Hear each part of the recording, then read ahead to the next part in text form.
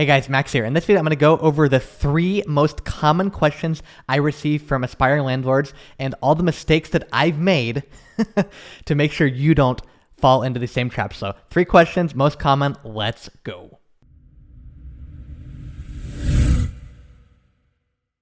All right, so the first question I receive is, should I rent rooms? And I usually say, probably not. Not because I want to discourage anyone, but because it really depends on your specific situation. Like, here are some considerations that you want to take into account. First consideration, you cannot walk around naked or in your underwear in your house anymore. Some people find that as a very, very huge inconvenience. No more playing loud music. This one sucks for me. There's something about jamming out to really loud music when I'm working that I simply cannot do with a roommate. You will have no more privacy when you have friends over. People can always be listening to your conversations, so hopefully you're not doing anything illicit. You have to keep all your valuables in a safe place, whether that be a fireproof safe, behind a deadbolt, in your closet, somewhere. You can't just leave things out and about anymore. Not that I don't trust my roommates, but I don't want to give anybody temptation to do something that they would regret later. You must share your kitchen. This sucks because I have really enjoyed cooking throughout my life, which means I can't leave the pan out anymore. I have to keep things in an orderly fashion, which in a sense is a really good thing because it forces me to clean and make things very, very neat. But if that's something that really is annoying, like having to share, definitely not for you. If you have a shared bathroom, that can also be a big issue for some people. Some people are odd about germs and sharing showers and things like that. So if you have anything weird about that, you probably don't want to share the bathroom. And then lastly would be coordinating sleep schedules. You have to really coordinate your sleep schedule with someone who lives with you. I remember having a guy who I worked a normal day job at that point, and he worked a shift that he worked at night. So he was, let's just say, at a totally 100% different sleep schedule than I, and we had to find some common ground. It's definitely something I would not encourage someone to do. So the question being, should I rent rooms? Well, if you can get through all those considerations, those are 7 considerations. If you're okay with all of those, then you can continue moving forward. If you find those to be deal breakers, then you definitely do not want roommates. Do not even think about doing it. I've seen some people who believe that having a roommate means their life isn't going to change one bit, and that is not true at all. I talked to a woman recently who thought that she could have certain things in the house, loud music, working area, and the common area. It just was so many conflicting things, and it didn't make sense for her to have a roommate. So thankfully, we were able to talk about that. But I've seen so many people go into this thinking that their life is not going to change. Believe me, your schedule, your sleep schedule, the aura around the house is going to change when you bring someone in. That's a fact. So if you do not want someone messing up your Zen peace in your house, you definitely don't want a roommate because they do make some noise every once in a while. Our next question is, how do I avoid picking a bad roommate? Let me tell you, I have picked not so many, but a select few very bad roommates, and let me tell you what I did and how you can avoid that. All right, so I did not prepare one bit. I had a very vague room advertisement that didn't go over who I actually really want to have move in. So one pitfall that you want to avoid is have a very specific room advertisement that outlines who you are, what you want, and the ground rules of the house. The reason you want to lay down the law in the room advertisement is because that's your first line of defense against having a couple dozen unqualified people call you and have a ton of voicemails waiting for you at the end of the day. The first time I ever rented a room, I put a very vague, terrible description. I'd give it a failing grade, and I had a couple dozen people call me that day. And not a single one, seriously, not even one, was a qualified person. Every single person had an issue that I was not willing to deal with.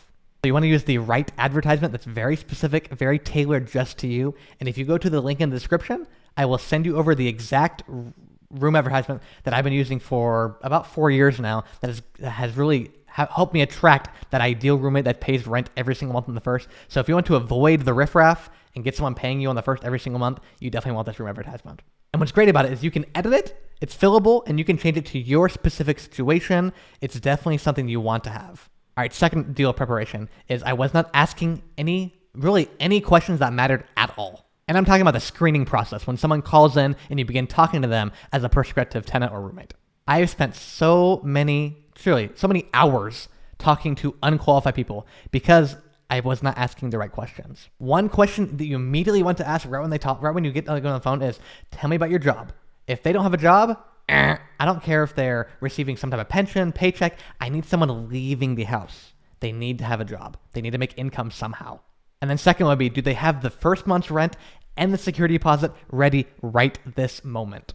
They need to be able to leave the house. They need a job. They need to go somewhere to make their income. I understand there's a lot of work from home situations as people are working remotely now, but here's the problem. I work remotely, and I like having a little bit of peace and quiet and a little bit of semblance of having my space and my time during the day.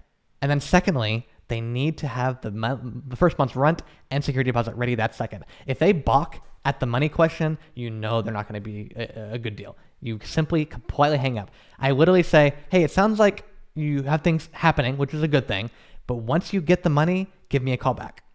Guess what? Spoiler, no one ever calls back because that person doesn't have the money coming in. They simply want to pull one over on you, in my experience at least. Asking the right questions is very, very important. Link in the description again will give you the 22 questions I ask every single person who calls in. You will save so much time asking these very pointed, specific questions. Don't do it spontaneous anymore. Get a system. All right, number 3, still on the preparation, is I was not verifying what they put on the rental app or what they told me. Someone once said a long time ago, trust but verify. Everything they say, I trust what they're saying is truth. But with that said, I always call their employer, their previous landlord or apartment complex to make sure that they actually work there and how long they've worked there and how their rental situation was previously. The first one's you're going to ask the employer just simply their dates of employment. They will tell you that. They can't tell you anything other than that. So you want to make sure rental app, what they said, and the previous or the current employer, if everything matches up, you're good to go. Previous landlord or apartment complex, make sure their dates of tenancy are correct and that they left on good terms. I even asked that. Sometimes they won't say anything, but sometimes they will. And if you can get a little bit of doubt from their voice, probably not a good situation. And this is not to say people cannot change and improve their situation. I've just seen that the past is sometimes and a lot of times an indication of the future. So if someone has financial trouble or not prioritizing their rent, it's late, whatever it may be, from the past, they may bring that into the future. And guess what? The past is somebody else and the future is going to be me. So the question is, am I willing to deal with that? And the answer is usually no. So verify everything they put on the rental app, everything they tell you, verify everything. Next is I was not spending any time with them. A phone conversation is great. Text messages are not so great, but really the only way you can really learn about somebody and understand if they're going to be the right fit for your place is by meeting them in person. And this is definitely for room rentals, not so much the tenant if you have a single family home or a duplex or something like that where you're not living in the house. This is only for people who are actually going to live with this person. I have a corner in the local coffee shop, literally. It's my interview corner. I verify everything, talk with them, and see if the vibe is right. If the vibe is right, I go show them the house. If the vibe is not right, I simply say, it's not going to work out. But you want to see them in person, how they interact with the barista, how they interact with somebody else, how they interact with you in person. In person is really, really important. And I know we've strayed away a lot of that because of all this technology we have nowadays, but it's good to see in person because they're not going to rent a room virtually from you. They're going to rent a room inside your house. So I want to make sure they are who they say they are and they're at least semi-enjoyable to be around. Cordial is really what I look for. And the last bit in preparation is I did not have a written rental agreement that made sense. And the reason you want a rental agreement, no matter whether it's through your best friend from childhood, a guy you met on Craigslist, or a family friend, or whoever it may be, referral, doesn't matter who it is. You want the rental agreement because once it's in writing, once both people sign it, it becomes real. Talking about things is great for some things. But when you're talking about contracts, money, real estate, rentals, you want to have everything written down because the last thing you want is someone not understanding the role they're supposed to play. You want to make sure everyone understands their role. So along with the written rental or lease agreement, you want to have a house rules document to go through things like quiet hours and overnight guests and pets and all those things that you're not going to see inside the nitty-gritty lease document. You want to make sure everyone's on the same page with those rules. I don't have a ton of rules, but I have ones that are very much deal breakers. So I want to make sure that they are on the same page, we're on the same page. If you want those few rules that I have, go to the link in the description and I will send you over those house rules. I didn't have the house rules the first couple of times I rented out rooms, and it did not work out. I had this one guy who brought, it seemed like a woman of the night over way too often. It was very, very, let's just say there was a lot of blonde hair in the sink, in the drain, and no blonde hair here, and he had no hair. So it definitely wasn't from either of us. It just makes it the bathroom situation. It just makes it hectic if you don't have rules that everyone understands. So make sure everyone's on the same page. I've realized in my time, if you're on the same page, everyone understands their role, things are going to go so much more smoothly. And that's what you want. Smooth process, not a chaotic process. Okay, and the last question, how do I make sure they pay on time? Show me the money. It all comes down to one thing, and that's setting expectations and following through on them. In essence, preparation again. If you lay down the ground rules, are assertive, have the lease, house rules, the advertisement, all the questions that you asked, verified all their documents, verified their previous landlord, current employer, if you lay down that foundation, it's unlikely you're going to have someone who disrespects you by not paying rent. If you did all that preparation before, all the things I've laid out in this video, you're going to have an understanding between them and you, landlord and tenant.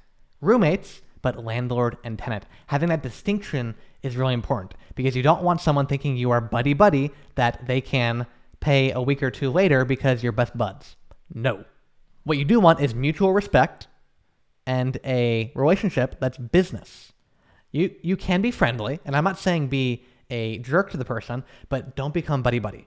Be friendly, but not friends. Once I put this foundation down for each of my roommates or tenants, the mutual respect that's back and forth is kind of like real recognize real. If you are flaky yourself, you're going to attract flaky. If you are not consistent, you're going to attract people who are not consistent. If you are consistent, you pay all your bills on time, and you have everything laid out, the likelihood that you're going to attract someone who's similar to you is very high. And once I've done all these previous things, I've had pretty much virtually zero problems. Not that everything is perfect, but when it comes to paying on time, I've had very few problems, and people have paid every single month. That's about 60 months worth and a little over $80,000 in rent collected. Not because I'm anything special myself, but because I did the preparation, the documents, and everyone understands their role. There's clarity, and when there's clarity in something, everyone understands and can move forward. Those are the questions people ask me every single day. Should I rent rooms? Well, probably not. And that's obviously tongue-in-cheek, but probably not unless you're able to make sacrifices. I lived in a RV in my backyard for 3 years. Yes, that kind of sacrifice I'm talking about. You don't have to make quite that sacrifice, but I did because it made sense on the ROI. When it comes to the money part, it made sense for me to do that. Second question, how do I avoid picking a bad roommate? Again, go through all those steps, 5 steps. Prepare for them. Prepare for them to come in. Prepare for them in total. Make sure they are who they say they are. That's really what it comes down to. They tell you, assume it's the truth, but verify everything they say. That is what I'm talking about. And then lastly, how do you make sure they pay on time? Again, preparation. You lay down the foundation, you start building, and guess what? If your foundation is firm, if you begin building, you're going to have a very, very good time building. I hope you guys enjoyed that video. Please make sure to like the video if you enjoyed that, subscribe to the channel, and I will catch you guys on the next one. Bye for now.